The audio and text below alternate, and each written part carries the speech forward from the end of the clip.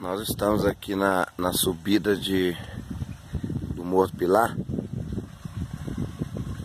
Pelo calçamento aqui, subindo para a serra. Aquela igrejinha. Beleza, ó. Tem a mina d'água. Olha que maravilha, olha. Da natureza. Sai dessa serrona aí, ó. Só que ali, ó, tudo queimado.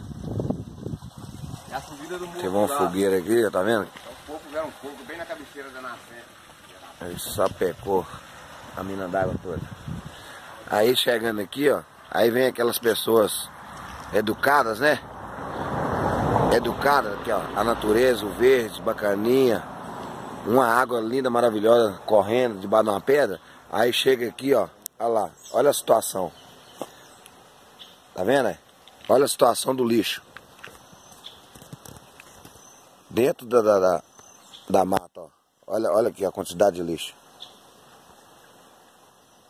Dá uma aproximada aqui, ó. Tem até um pezinho de limão aqui, ó.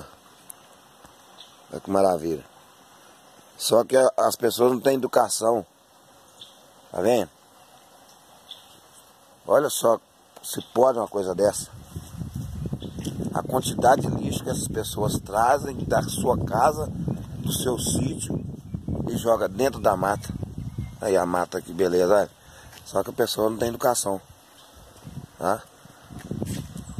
Aqui, ó, bem de um lado a mina d'água, né? Onde que sai a biquinha d'água ali. E do lado de cá, que é onde é a saída da água pra mata.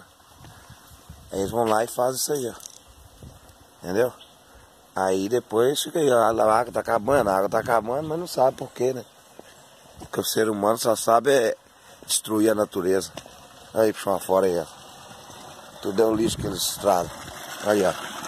Garrafa que eles trazem pra... Alguém já até queimou algum lixo aqui, ó. Aí a situação aí, ó, de lixo. Aqui, ó, bem do lado da mina. Tá vendo? Mas é desse jeito, vai fazer o quê, né? Paciência. Olha que delícia, olha. Uma água muito geladinha. Mineral mesmo. Uma boa tarde pra vocês. Vou pegar uns grelhinhos de samambaia ali agora. Vamos comer mais tarde com a carninha. Tchau, obrigado.